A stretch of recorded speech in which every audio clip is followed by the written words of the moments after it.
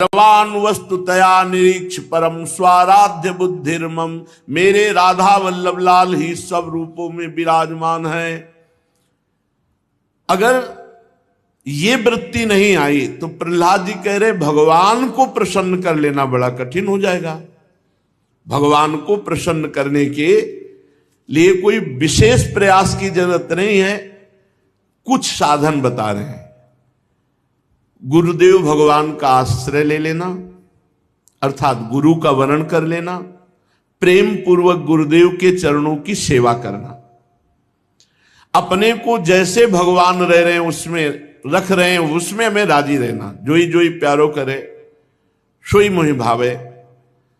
जैसी परिस्थिति है, जैसी स्थिति हम राजी हैं। संतुष्टायेन केनवा जथा लाभ संतोष सदा काहू सो कछु न चाहोगो। ये भगवान के प्रसन्न करने के लिए साधन है। पहला गुरुदेव का आश्रय लेकर प्रेम पूर्वक उनकी सेवा।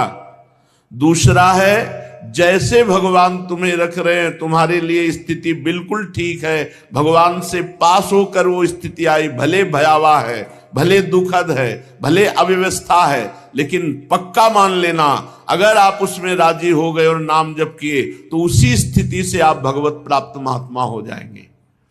जो स्थिति परिस्थिति को बदल करके भजन करना चाहते हैं उनका कभी भजन सिद्ध नहीं होगा।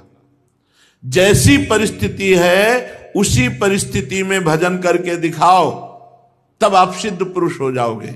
जैसी परिस्थिति है, भागने की जरूरत नहीं है। जैसे भगवान की माया से ऐसा प्राय होता है कि हम यहां वास कर रहे हैं, भजन कर रहे हैं, बिल्कुल आसपास में ऐसे लोग रख दिए जाएंगे जो आपसे ईर्ष्या करें, आपकी निंदा करें, प्रतिपल उठते बैठते आपका हृदय जलावें, आपको सहना पड़ेगा। अगर आप सोचते हैं स्थान परिवर्तन करने से तो फिर स्थिति नहीं आएगी। भगवान ने वो परिस्थिति दी है जिससे आप परिपक्व महात्मा बन जाए, परिपक्व साधक बन जाए। इसलिए भागो मत किसी परिस्थिति से, उसी परिस्थिति में डट कर भजन करो।